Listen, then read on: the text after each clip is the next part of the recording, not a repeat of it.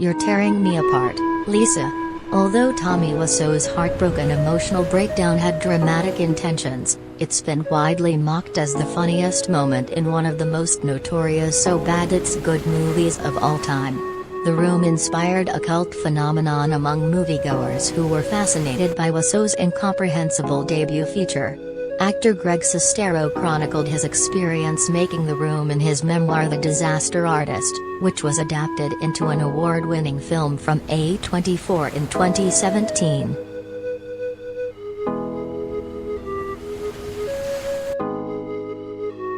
Although it's certainly the most famous, The Room was hardly the first unintentionally hilarious bad movie that found a cult fan base.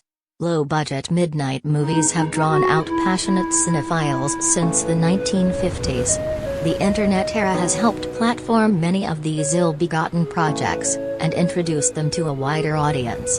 Part of the reason that The Room took off as a cult hit was the popularity of sharing digital clips through YouTube and social media.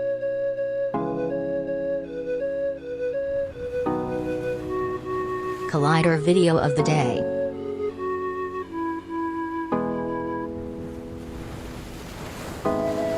There's a difference between a movie being intentionally campy and so bad that it's good.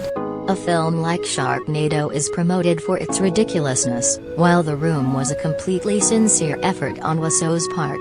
There's also a point in which a movie becomes so bad that it's no longer fun. Movies like Caddyshack 2 or Epic Movie aren't enjoyable, they're just bad.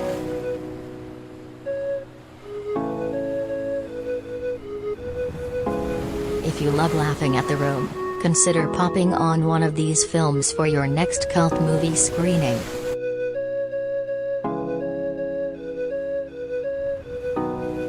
Plan 9 from Outer Space, 1957.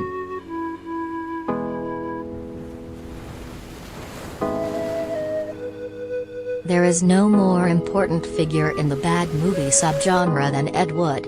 Wood began writing and directing low-budget science fiction, action, and horror films in the early 1950s, and became renowned for his poorly conceived concepts and cheaply thrown-together productions. Plan 9 from Outer Space is his Citizen Kane, a clear attempt to cash in on the popularity of sci-fi B-movies. Plan 9 follows an incomprehensible plot involving extraterrestrial vampires infiltrating the human race. Between the reused costumes from a recent medieval production and an appearance by Dracula himself, Bela Lugosi, Plan 9 is the highlight of Wood's filmography.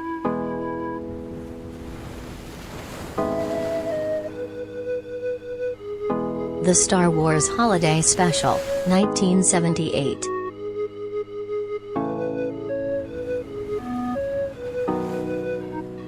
The Star Wars Holiday Special is the one thing that every Star Wars fan can agree on. Aired only once in 1978, the ABC Variety Special features the cast of the original trilogy alongside guest stars like Art Carney, B. Arthur, Jefferson Starship, Harvey Korman, and Diane Carroll among others. It loosely follows the original film's heroes as they attempt to return to Chewbacca's, Peter Mayhew, home planet Kashyyyk to celebrate the Wookiee holiday Life Day with his wife Mala, Mickey Morton, son Lumpy, Patty Maloney, and father Richie, Paul Gale.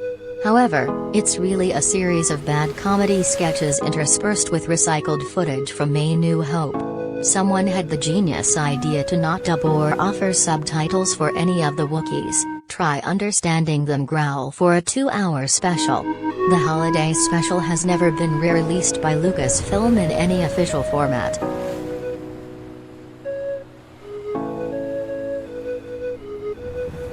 Things, 1989.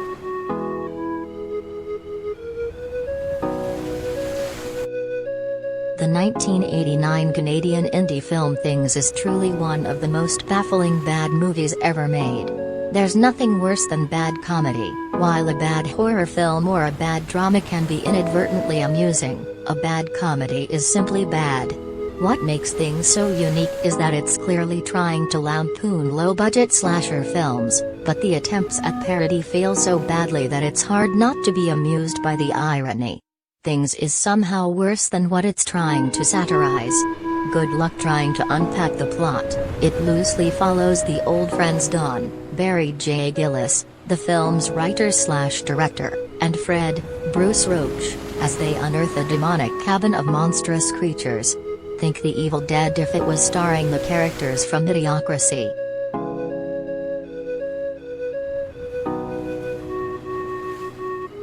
Troll 2, 1990.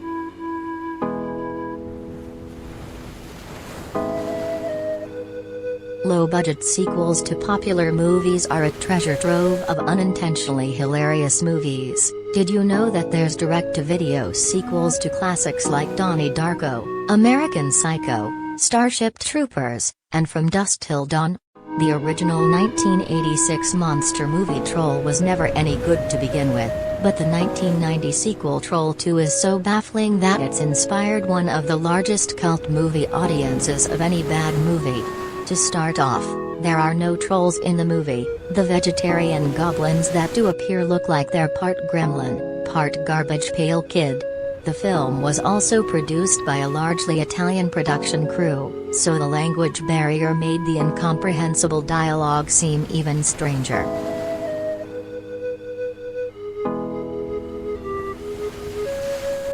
Samurai Cop, 1990.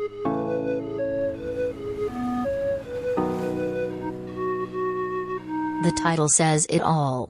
Samurai Cop is exactly what you'd expect it to be, an attempt to merge Asian action cinema with mainstream American buddy cop movies.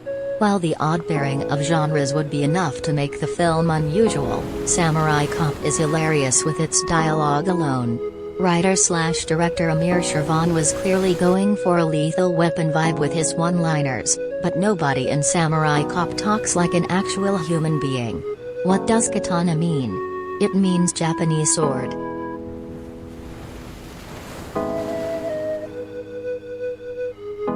The Wicker Man, 2006.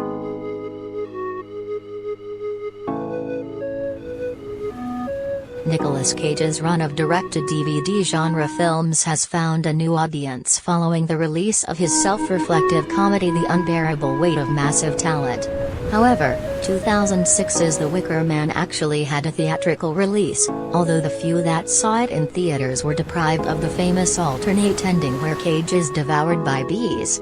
The Wicker Man is a remake of one of the greatest horror movies of the 1970s, a cult horror movie that's about actual cults.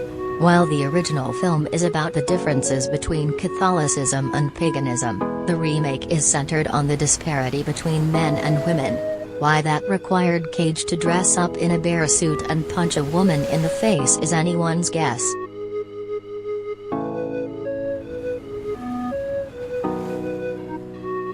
Birdemic, Shock and Terror, 2010.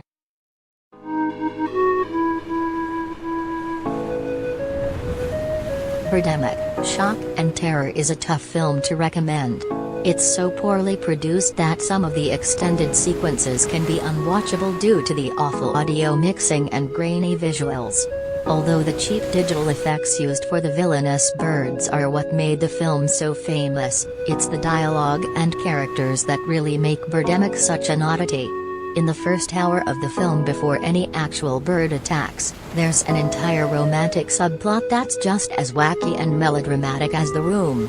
The film's last-minute attempt to include a message about environmentalism is just the icing on the cake.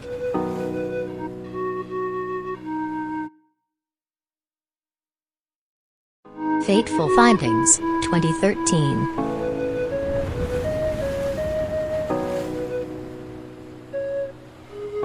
If you're looking for this generation's answer to Tommy Wiseau, look no further than Neil Breen. Like Wiseau, Breen writes, directs, stars, and produces all of his films, and similarly seems to show no signs that he is in on the joke.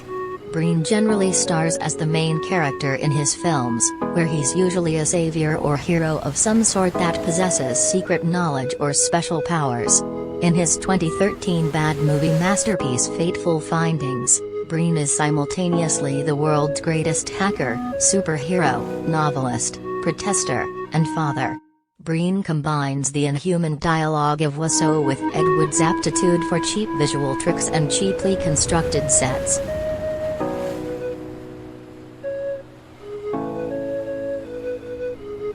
Wish Upon, 2017.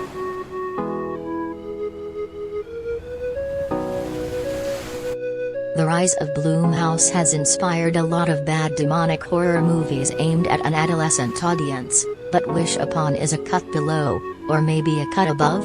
Things like Truth or Dare or Ouija. The film follows the teenage girl Claire Shannon, Joey King, who discovers a magical wishing box beneath her house. Claire's wishes are granted, but in true horror movie fashion, each wish results in the inadvertent death of someone that she cares about. It's the absurd death sequences that elevate Wish Upon from bad to legendary. Plus, Claire is either the most psychopathic or most clueless protagonist in recent memory.